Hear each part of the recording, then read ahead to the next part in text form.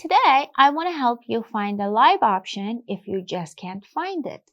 When Instagram first started with the live option, you could go live with any number of followers, but now you have to have at least 1,000 followers to be able to go live. So what you do is that you head to App Store and you search for Instagram and make sure your Instagram is updated to the latest version. As you can see, mine is up to date, so I don't need to update it.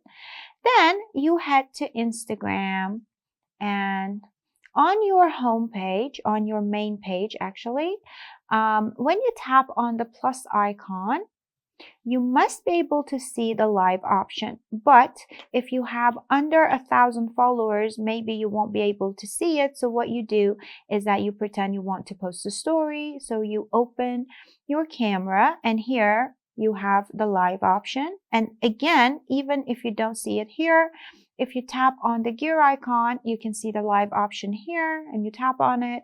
You can hide it from whoever you want. And with this option, you can either choose to save this live to your archive or not. And if you have more than 1,000 followers, you can just come here and add a title to your live, and then you can tap on this icon and you will go live. And make sure to subscribe our channel if you want more videos like this.